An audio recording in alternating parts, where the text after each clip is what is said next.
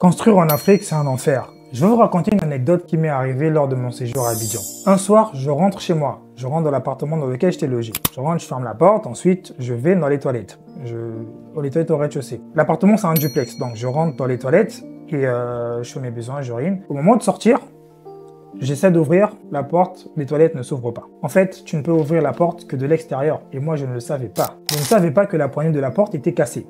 Je suis dans un grand appartement à quelques mètres du gardien. Je crie de toutes mes forces, personne ne m'entend. Alors j'essaie de taper, de toquer, personne ne m'entend, la porte est fermée. J'avais les clés avec moi de la maison, donc on ne pouvait pas ouvrir la porte, hein, ok, vous imaginez. Et c'était la cata. J'ai essayé de ne pas paniquer, je vous explique pourquoi. Déjà, je vous explique la configuration de l'appartement. L'appartement, il est configuré de façon à ce qu'il y ait la cuisine au rez-de-chaussée.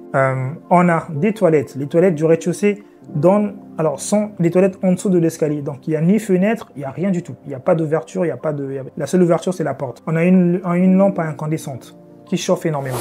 Et donc, quand tu entres dans les toilettes et que tu te fermes, il y a une chose que je n'avais pas remarqué, c'est qu'à Abidjan, les maisons, les portes, les ouvertures, les portes, ça touche le ras du sol, ça touche au ras du sol. Limite, ça frôle même le sol. C'est vraiment, il n'y a vraiment rien. Alors qu'en France, on a une convention qui nous oblige, on a des normes qui nous obligent à laisser au moins 2 cm d'épaisseur de vide d'air. On appelle ça le vide d'air qui laisse circuler l'air naturel.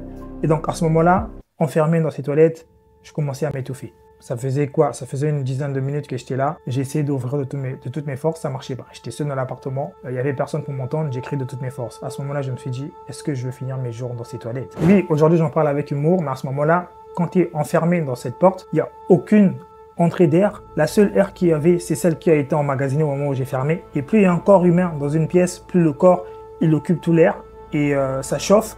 La lampe incandescente qui chauffait énormément, donc je m'étais retrouvé dans 4 murs, mais c'est vraiment des toilettes très petites. Vous imaginez à ce moment-là.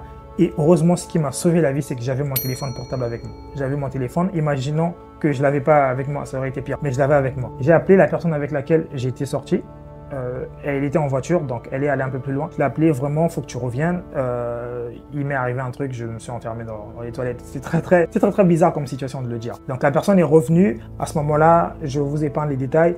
Ils ont cassé la porte d'entrée, vu que les clés elles étaient avec moi, jusqu'à ce qu'ils ont pu m'ouvrir. Donc en fait, tu pouvais ouvrir que de l'extérieur. Donc c'est toutes ces choses-là, rien que ces défauts de construction, ça aurait pu tuer quelqu'un. Hein. En l'occurrence, c'est mal tombé sur moi. Enfin, c'est une aventure, on s'en fout de... Il y a beaucoup de gens qui me disaient, oui, j'espère que ta vue d'Abidjan ne sera pas biaisée. Non, on s'en fout, c'est une petite aventure. Mais rien que ces petits détails-là, c'est ça qui font à ce que les vies puissent être perdues parfois, inutilement. Le fait de fermer hermétiquement la pièce, s'il y avait au moins un vide d'air, j'aurais pu respirer. Mais la personne, elle avait pris un peu de temps à venir quand même. Elle avait pris au moins une vingtaine de minutes. Donc ça faisait à peu près 45 minutes que j'étais enfermé là-dedans. C'était vraiment, mais une horreur. Ça m'était jamais arrivé de ma vie d'être enfermé dans ce genre de pièce comme ça, qui faisait chaud et tout. Il y avait plus de l'air. J'étais obligé de m'asseoir pour emmagasiner un peu l'air qui était en bas. Sinon, c'était vraiment compliqué. Si j'allais rester longtemps, ça allait être très compliqué pour moi. Hein. Donc je pense que j'aurais dû défoncer la porte juste avec mes poings. Et je voulais pas en arriver là. C'est pour toutes ces raisons que j'ai décidé de faire un livre. Alors, pas que pour cette raison-là, il y a aussi les carreaux moches qu'on voit généralement en façade dans les villes africaines, les mauvaises constructions, les murs tordus, toutes ces choses, la décoration qui ne va pas ensemble, les carreaux de douche à mettre, voilà. Toutes ces raisons-là qui vraiment m'ont poussé à écrire ce livre, à faire ce livre. C'est un livre très schématique, très expressif, qui a été fait en collaboration avec des partenaires indiens. Et donc, avec beaucoup de schémas, avec des explications, des illustrations qui vous serviront dans vos projets de construction, notamment surtout de décoration d'intérieur. Pour ceux qui veulent faire de la décoration d'intérieur, c'est un livre qui s'adresse à la fois aux particuliers et aux professionnels. Donc, le livre, il est disponible actuellement, c'est l'offre de lancement, c'est la promotion. Je vous l'annonce, la sortie du livre et on fait sortir. C'est le guide ultime de l'architecture et de la décoration d'intérieur. N'hésitez pas à vous en procurer en masse pour la valeur qu'il y a dans le livre par rapport au prix que je propose au prix de lancement. Franchement, c'est vraiment dérisoire. Donc franchement, procurez-vous-en parce que ça va énormément vous éviter de faire beaucoup d'erreurs, des erreurs qui coûtent très cher quand on est dans le domaine de la construction. C'est quelque chose qui coûte une bouchée de pain mais qui va vraiment vous faire économiser beaucoup de sous.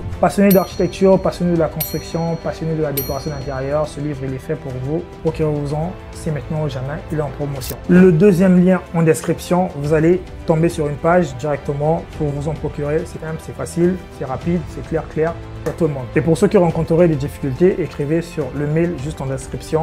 Vous écrivez sur le mail pour voir si vous rencontrez des difficultés à vous en procurer. On vous aidera éventuellement. Parce que grâce à ce livre, vous éviterez des erreurs bêtes. Des erreurs telles que construire de façon inappropriée, poser des meubles de façon inappropriée, mettre les choses où elles ne devraient pas être et finalement vous contraindre à faire des changements, faire des travaux plus tard. Ça, ce livre, ça va vous exclure ce genre de choses. Pour vous en procurer, encore une fois, le deuxième lien en description, vous allez tomber sur une page et vous pouvez vous en procurer aussi facilement que possible. Quant à moi, je vous dis à la semaine prochaine. N'oubliez pas le pouce bleu sur la vidéo, c'est la vidéo de lancement. Le livre là en promotion, à vous de jouer. On se dit à la semaine prochaine pour une vidéo encore croustillante, bien entendu.